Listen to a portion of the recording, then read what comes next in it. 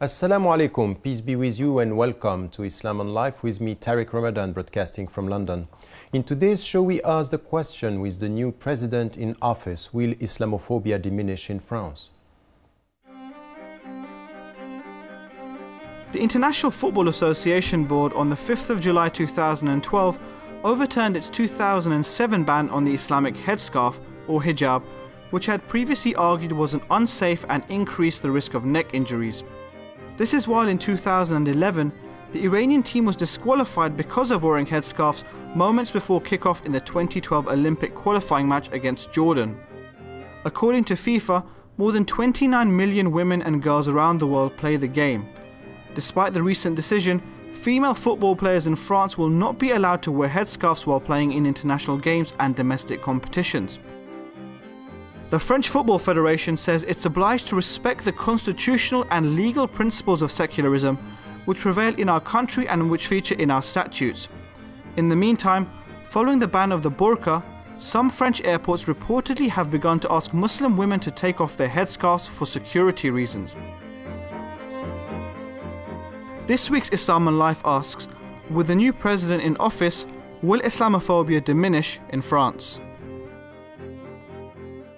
It started indeed in the 80s when we had the first headscarf affair in France with all these controversies, and since then we have heard in France all these controversies and discussions around the secular system, the very specific laïcité in France, and with very tough measures against the headscarf. This was in 2004, and then we heard about the niqab that was banned not only in schools but also in the streets. And now what we have is this discrepancy between what is decided at the FIFA level, for example, when it comes to sports, and the very specific decisions taken in France. So is this something which has to do with France? Is it a political trend? Are we dealing with something which has to do with the political landscape? Is it much more on the right hand side of the political landscape? Or now with the new president things are going to change with less Islamophobia? Is it right to speak about Islamophobia? In which way we have to deal with what is happening in France? What are the causes? What is happening now? And what are the future challenges for French Muslims when it comes to living in the French secular system? To answer all these questions, I'm joined by Nabila Ramdani, journalist and writer on Islamic affairs. Thank you so much for being with us today. We heard these differences between what the FIFA is deciding, welcoming now the fact that Muslim women participating in the Olympics, they can wear headscarves. In France, still something which seems to be an exception, and still they are very, very keen on saying that this is not only in France that should be done, but everywhere. We have seen since the headscarf affairs at the European level, the French being very strong on this, that this should be a European policy. So what is happening? How do you see the causes of all these measures that are at the end against the Muslims and not only the radicals, as it is said? Well, the International Football Federation has made it abundantly clear that it is allowing for women, sportswomen, to wear the headscarf, overturning a 2007 decision. France's position is to resist that decision, and the crux of the argument is really the protection of secular values. Now, this is a very important point because politicians in France have come to reinterpret the very meaning of the secular concept, in fact, in a very misleading way, meaning to the suppression of expression belief, when in fact secularism is all about allowing the expression of various beliefs within a tolerant and indeed a respectful society. So with France resisting the FIFA decision, it's actually showing that it has a very staunch and indeed disingenuous interpretation of the very concept of secularism. How do you see it? Is it something which is, because when you talk about laïcité, very often when it came to the sport issue, for example, what we heard also in France is, oh, it has to do with security. This was also the argument that was used by the FIFA before, saying that this has to do with security. Now they are saying There is no question of security, we can go ahead with it. And France is saying, yes, there is a question of security, and there is something which has to do with, we have to distinguish, to separate between religion and sport. Now it's not only between state and religion, it's between religion and sport. Is this something which is specifically French, or do you see with this new interpretation, what you are saying is that it's a new interpretation of what the secular system should be? Does it has to do with Islamophobia, or is it something which is deeper in the French psyche? I think the FIFA realized that, as was said in the introductory segment to this program, 29 million women and girls play the game around the world. So it has to become more inclusive of all these women. And dare I say, the security argument is fallacious, because you can handle security checks in a manner that doesn't go against the concept of modesty which is involved in Islam. So it is very important to really assert that very strongly, because you cannot ban women or exclude them from practicing sports on the basis of their faith. And the FIFA realized that, and the French have come to they have to come to terms with this. So it could be even counterproductive to say, you know, you cannot play, and in fact at the end it's discriminatory towards women, just not to be able to participate. And it was exactly the same situation when it came to schools. Just in fact the argument was and the conclusion were exactly the opposite of what was said, excluding women from, or girls from attending schools when they are wearing headscarf. Now I have a question about the very specific situation in France, because you are saying the French position. Is it a French position, or are we dealing with political trends? Because if we look at the last presidential election before the President Hollande became the new president,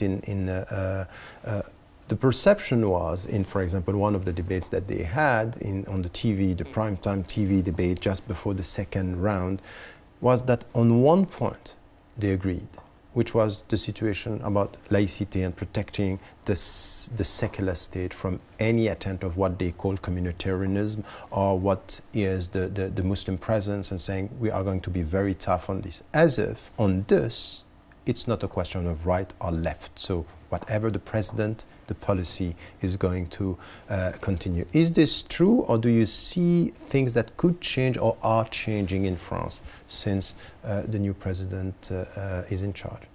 Well, we've heard, as you quite rightly pointed out, François Hollande during the presidential debate saying very specifically that there will be, under his presidency, if he were to be elected, and that is the case now, there will be no privileges for Muslims. And that, frankly, was a statement that shocked the Muslim population in France, because they're not asking for privileges, but they're asking for equal rights and for the respect of their religion. The tone was set by former President Nicolas Sarkozy, not only under his presidency, but when he was interior minister. There is no doubt that Sarkozy's policy has to be put in the context of a wider ascendancy of Islamophobia in Europe, and the rise of far-right nationalist parties. And Sarkozy was very much a populist president. When he was interior minister, he set the tone effectively when he called young people of North African background scum who needed to be washed away with a power hose. And then he embarked on a series of anti-Muslim measures, including the so-called burqa ban, effectively not allowing women to cover up in the public domain, and under the pretext of liberating them, he effectively put them under house arrest. And it carried on with an onslaught on halal meat, with the lack of mosques, and hence leading to people praying on the streets. And that set of policies implemented by Nicolas Sarkozy, including a highly divisive national identity debate, which allowed bigots in France to post comments on government websites, very strong anti-Muslim comments on government websites. At the end of Sarkozy's presidency, it led to the ascendancy of the National Front, with 1/5 of the population ending up voting for Marine Le Pen, who was the leader, who still is the leader of the National Front in France. So the Populist Party and the far-right party. But one thing which is important, because you said, Sarkozy paved the road to this situation, but before him, even with the left party, the Socialist Party, in the 80s, we had exactly the problem. It started, in fact, everything started in the 80s, in fact, before he was in charge. So the point is that he is following in the footsteps of a policy that was there even before we were talking about a very strong populist presence in other countries in Europe. And as we are talking about other countries in the Netherlands, even in the UK, or in Austria, or in northern European countries like in Sweden, in Denmark today, it's still specific that we have something which is coming from France. So some people are saying, when we deal with French Muslims, are saying this country, they are all racist, and in fact they don't like Algerians because of the old colonial, the past. They don't like Islam. So is there something specific in the French laicity? What are the causes of what you are describing right now? Well, there is no doubt that the root causes are perhaps the wider European context, and this attempt to root out the Muslim legacy within Europe, turning it into a Judeo-Christian club, which is historically wrong, of course. But more specifically in France, and I go back to the concept of secularism, it has come to mean the suppression of religious expression. And that's the fundamental problem, because French politicians are hiding behind this excuse to vent the prevalent anti-Muslim sentiment. What the difference between the 80s and Sarkozy's era is that Sarkozy made it more brash, perhaps using more inflammatory language. He was much more of a provocative president, and his cabinet ministers, it was no surprise to hear them come up with racist comments on a regular basis. Yes, they normalized this kind of speeches, and it was something which was clear. So now, with the new presidents, because very often Sarkozy was the figure that was really portraying this, anti-Islamic, rhetoric, and normalizing it in the way he was talking about these Muslims. And even though sometimes he tried to distance himself from what was done by his own party. Now, if we look at what is happening in France with the new president, with the Socialist Party, where we had, signals that things could change, and especially because the Socialists were always talking about the fact that we're close to the suburbs and close to the people. Do you see changes, or do you hope that something could change, or are we going to see in different ways and terms and words that are used exactly the same policies?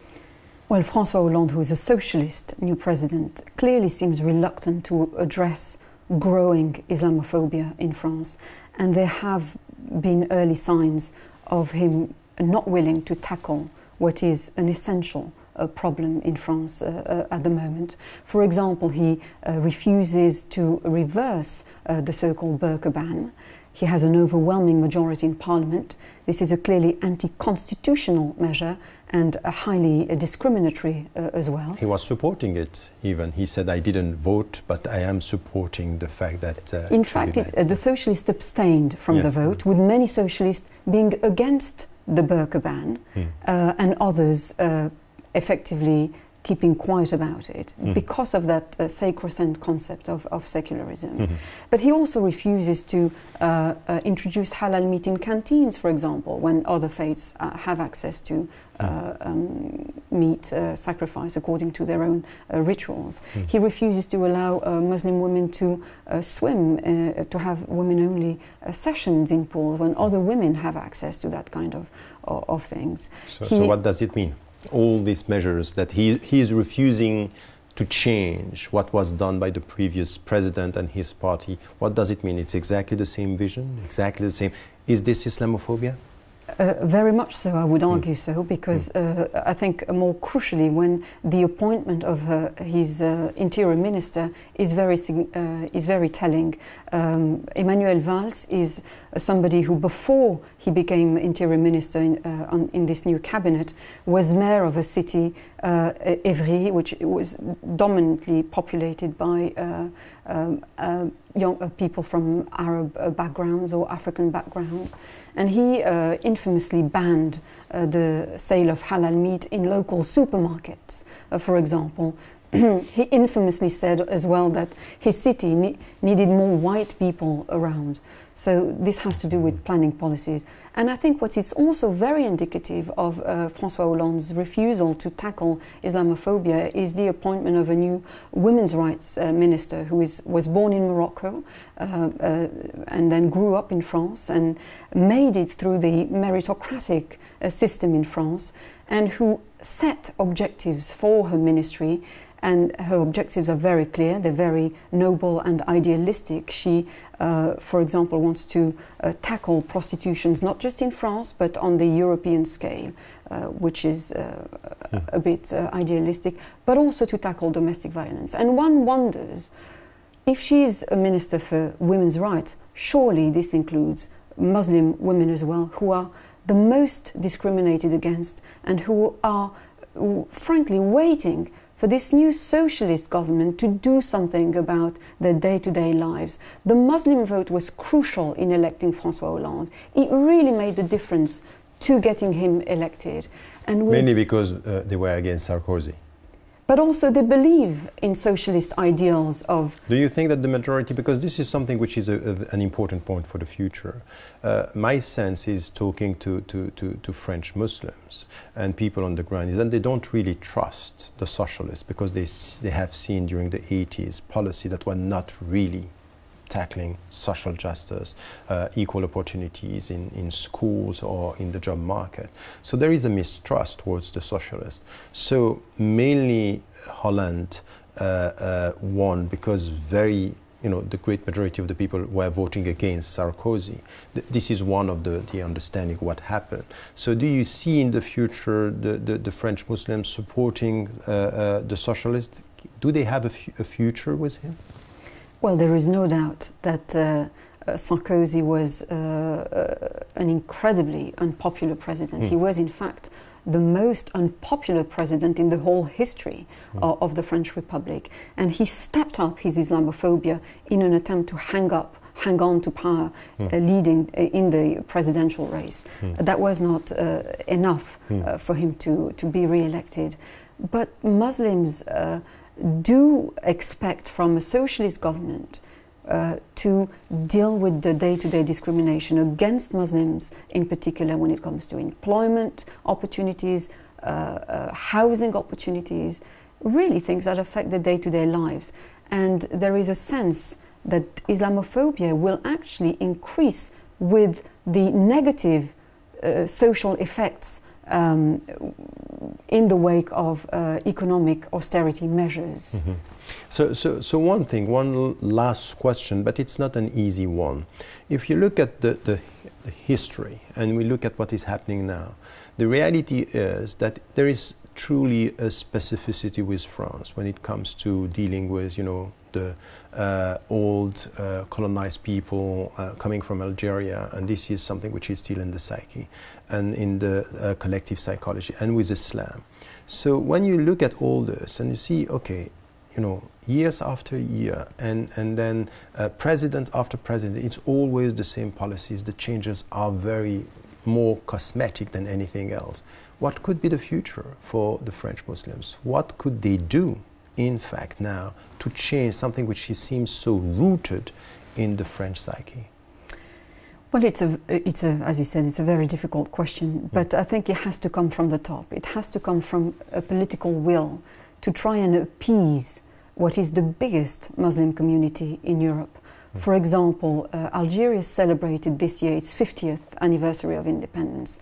One would expect a gesture from the French government to acknowledge, a very savage legacy in Algeria.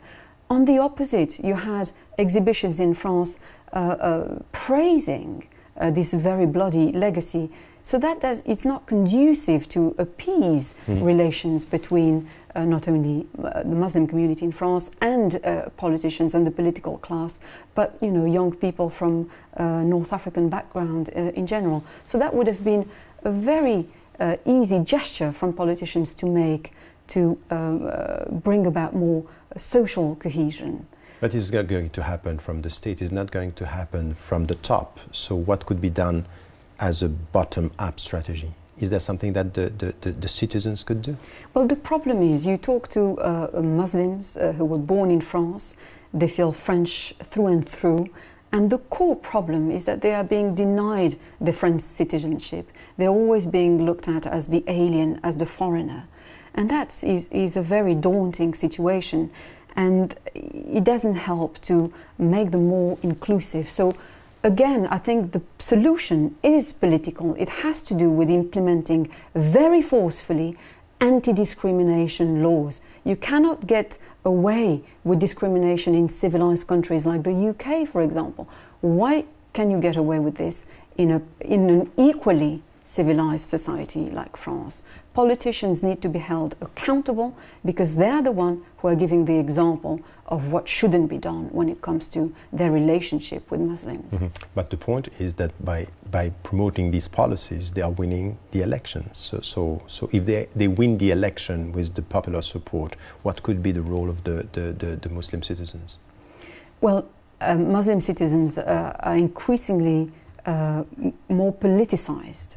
And they vote, and their vote count. And so they can vote in and out people.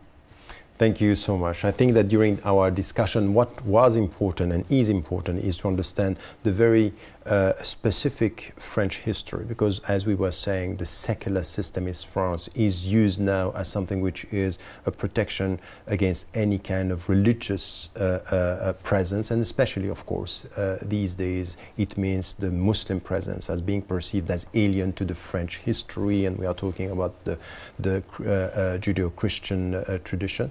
The second thing is really a question of beyond this division between left and right, to understand that in which way this rhetoric is used to target the Muslims, and the winner very often is the populist party and the far-right party.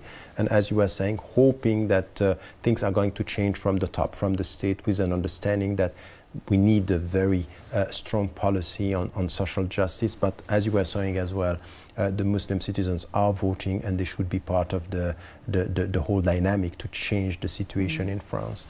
Well, that's all we have time for. Please let us know your thoughts and views on any of the shows you have seen, and here's the way to contact us. Islam in Life welcomes your opinion. So please send us your suggestions as well as criticisms on any of the shows you have seen or would like to see. You can do all this by emailing us at islaminlife@presstv.co.uk. You can also be part of our online platform by joining our Facebook page, Islam in Life, on Press TV, where you can share your thoughts with other Islam in Life fans, engage with debates, and view past shows. Finally, I would like to thank my guest, Nabila Ramdani, and I hope to see you next week, inshallah.